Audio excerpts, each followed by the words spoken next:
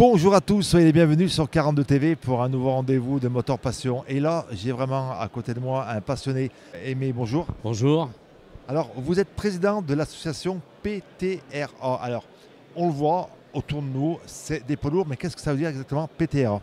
Alors, théoriquement, PTRA, ça veut dire poids total roulant autorisé. Et nous, quand on a créé le club à Pélussin en 2011, enfin début 12, on s'est creusé la tête à savoir comment l'appeler. Et on a pris comme support la plaque de tare qui se trouve vers les véhicules ou qui donne les poids et les mesures. Et donc, on a gardé PTRA, qu'on a modifié et on l'a appelé Patrimoine du transport routier ancien. On le voit, ce sont que des gros véhicules. Alors, ce sont des camions ou des grosses camionnettes, c'est ça? Non, il y a de tout, hein. On a des adhérents qui ont des camionnettes en 2 chevaux, hein, mais ça va, oui, jusqu'aux 35 tonnes. Ouais. C'est transport de marchandises. Pas seulement, on a des autocars. Hein. D'ailleurs, le plus vieux véhicule du club est de 1937 et c'est un autocar. Comment ça a démarré l'aventure de cette association PTRA? Qu'est-ce qui a fait qu'un jour, une poignée de passionnés, parce qu'il faut être passionné, a dit allez, on va se regrouper en association, mettre un cadre légal à une bande de copains? Alors au départ, ça s'est passé à une rencontre qu'on fait avec un club de Pélussin. Et puis il y a eu un petit peu de distension entre les gens de la voiture et les gens du poids lourd. Et certains du groupe se sont dit mais pourquoi on ne crée pas notre club?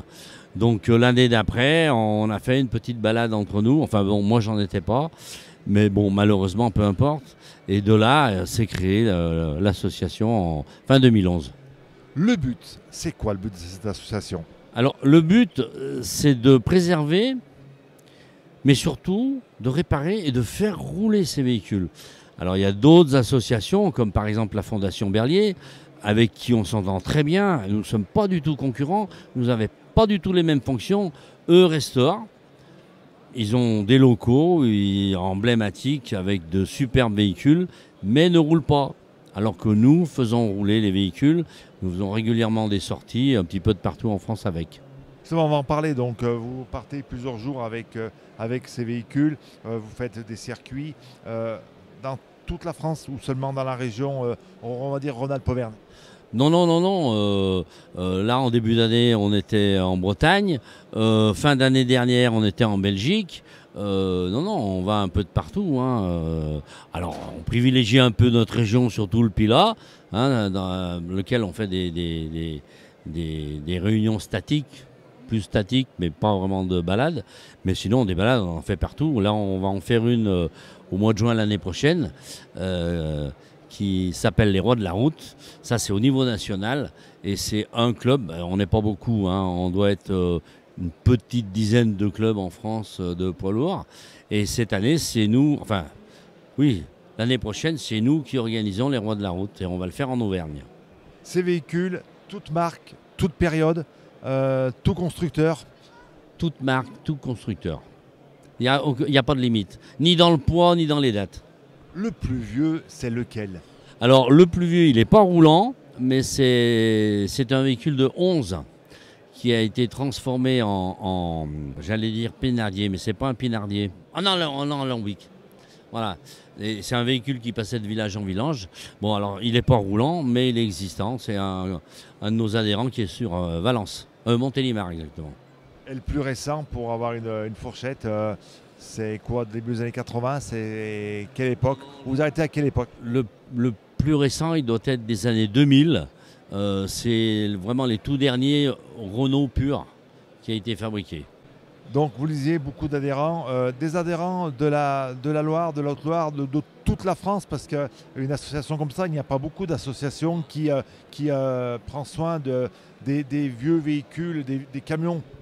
Ben, le gros problème, c'est la place. Ça prend beaucoup de place, ça prend beaucoup de temps. Et donc, on doit regrouper des adhérents. On est à environ 75 adhérents sur, je crois, 17 départements, plus un Suisse. Mais on a plein de sympathisants qui viennent régulièrement chez nous, notamment allemands, belges, qui font les balades avec nous. Ces véhicules, ils viennent d'où? On achète un véhicule comme celui-là qu'on a derrière nous, on l'achète où? Alors, bien souvent, c'est des véhicules qui ont été réformés de grandes entreprises et que nos amis collectionneurs on vend. Donc, ils font le maximum pour récupérer ces véhicules. L'entretien de ces véhicules, il faut aimer la mécanique, il faut être mécano pour restaurer ce genre de véhicule et même carrossier parce que bien souvent ce sont des véhicules qui ont beaucoup de kilomètres, qui ont bien vécu et avec des éléments de carrosserie oxydés ou tordus ou manquants. Oui, surtout sur les utilitaires, parce que les utilitaires, c'est des véhicules avec lesquels on travaille. Donc, effectivement, il y a toujours des accros.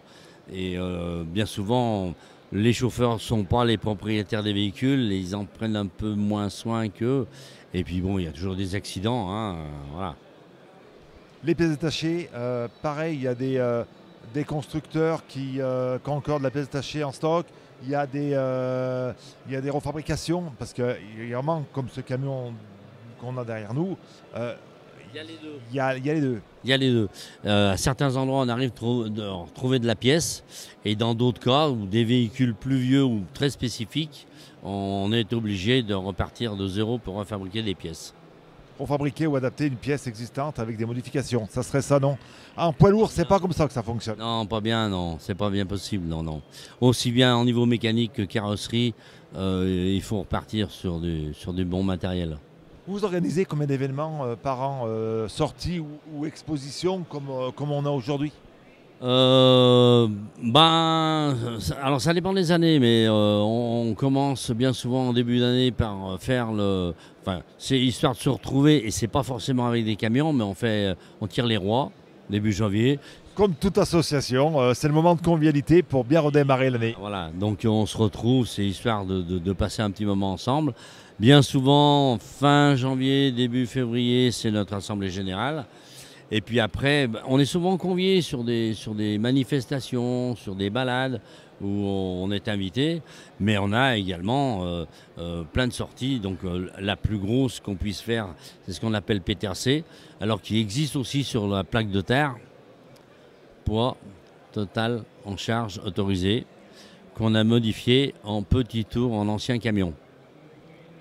Et ça, alors le gros PTRC, c'est le 3e week-end de juin tous les ans. Et bien souvent, en juillet, on fait ce qu'on appelle le mini PTRC, parce que le PTRC normal, il est ouvert à tout le monde. Donc on a des gens qui viennent à peu près de toute la France sur 2 jours et demi, enfin pour pas dire 3. Mais là, bon, il n'y a pas que des gens de chez nous, hein. Enfin pas que des Français, hein. Suisses, Belges, Allemands, donc voilà. Plus donc le mini, lui qui est réservé aux gens du club. Donc plus tous les 2 ans, on fait un rassemblement statique à Saint-Pierre-de-Boeuf sur la nationale 86, sur 2 jours et demi, pareil. Donc là, on a des gens qui viennent de partout. On a environ 2000 visiteurs qui viennent nous voir. Et puis, ici, à Epoch Auto, où là, on fait briller nos véhicules, on les met bien propres, qu'on installe sur de la moquette. Il n'y a pas de fumée, il n'y a pas d'odeur, donc tout le monde est content de voir ces vieux véhicules, parce que bon, évidemment, c'est des véhicules qui sont un petit peu polluants par rapport aux normes d'aujourd'hui, mais bon, en général, ça se passe bien.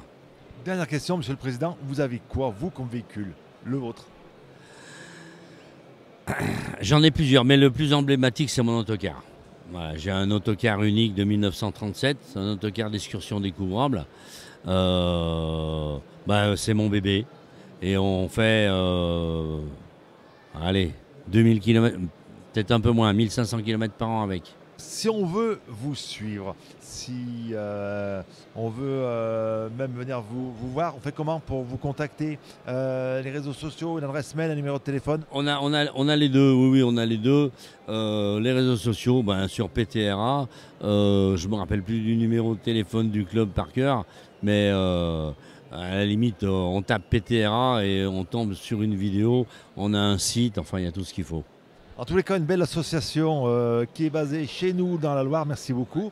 Et puis à très bientôt, et puis on aura sans doute l'occasion de croiser un de ces jolis camions sur les belles routes de notre département. Merci beaucoup. Merci beaucoup. Merci beaucoup de nous avoir suivis. Rendez-vous très prochainement, toujours sur 42 TV, toujours pour Moteur Passion. Merci beaucoup. À très bientôt.